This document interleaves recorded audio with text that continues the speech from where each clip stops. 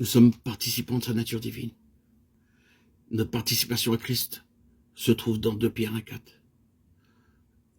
lesquels nous assurent de sa part les plus grandes et les plus précieuses promesses, afin que par elles, vous deveniez participants de la nature divine, en fuyant la corruption qui existe dans le monde par la convoitise. 2 Pierre 1,4. Lorsque nous venons à Christ pour la première fois, nous venons avec une nature pleine de péché. Selon le psaume 51, verset 5 et verset 7, nous sommes nés avec notre nature pécheresse et corrompue. Mais acceptant notre Seigneur Jésus-Christ comme notre Sauveur, notre vieille nature pécheresse et mauvaise est crucifiée avec le Seigneur Jésus. Et par la puissance de sa résurrection, nous sommes rendus participants d'une nature nouvelle, d'une nature divine.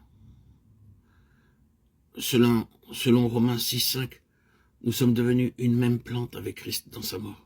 Mais en même temps, nous sommes aussi devenus une même plante avec lui dans sa résurrection. En effet, si nous sommes devenus une même plante avec lui par la conformité à sa mort, nous le serons aussi par la conformité à sa résurrection. Romains 6, 5.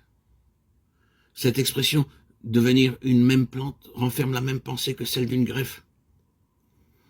De nos jours, les meilleures qualités de fruits sont obtenues au moyen des greffes. Les arbres qui jusqu'alors ont produit des fruits trop petits et aigres sont amenés par ce moyen à porter des fruits délicieux.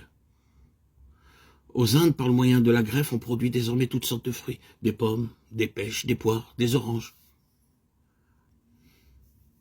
et beaucoup d'autres encore.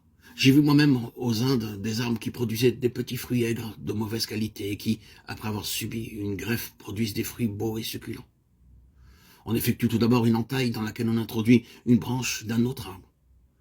Ainsi, quelquefois, dans un temps très court, 2 ou 3 ans, la nature de l'arbre est complètement changée. Les branches changent, les fleurs changent, les feuilles, les fruits, tout change. L'apôtre Paul utilise dans Romains 6 le même terme de greffe pour dire que nous avons été plantés en Christ, dans la conformité à sa mort. Ainsi, par la puissance de la mort du Seigneur Jésus, nous sommes amenés progressivement, lentement, à mourir totalement en ce qui concerne notre vieille nature. Ensuite, par la puissance de sa résurrection, nous sommes de même amenés à participer à sa nature divine. Cette puissance de résurrection agit et se déploie en nous dans 3 directions. En premier lieu, par la puissance de la résurrection, nous devenons justes devant Dieu, lequel a été livré pour nos offenses et ressuscité pour notre justification. Romains 4, 25.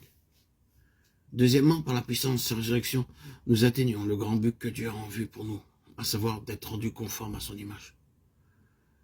Ce n'est pas que j'ai déjà remporté le prix ou que j'ai déjà atteint la perfection, mais je cours pour tâcher de le saisir, puisque moi aussi j'ai été saisi par Jésus-Christ. Frère, je ne pense pas l'avoir saisi, mais je fais une chose, oubliant ce qui est en arrière et me portant vers ce qui est en avant. Philippiens 3, 12, 13. C'est pour cette raison-là que l'apôtre Paul avait un ardent désir de connaître davantage la puissance de sa résurrection et la conformité à sa mort.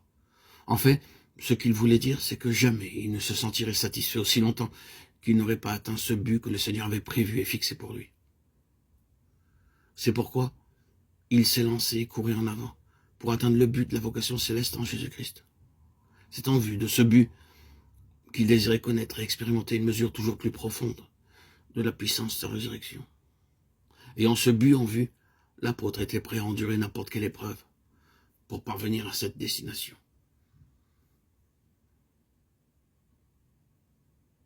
Et c'est par cette même puissance de sa résurrection qu'il nous sera donné pour finir un corps nouveau, un corps de résurrection.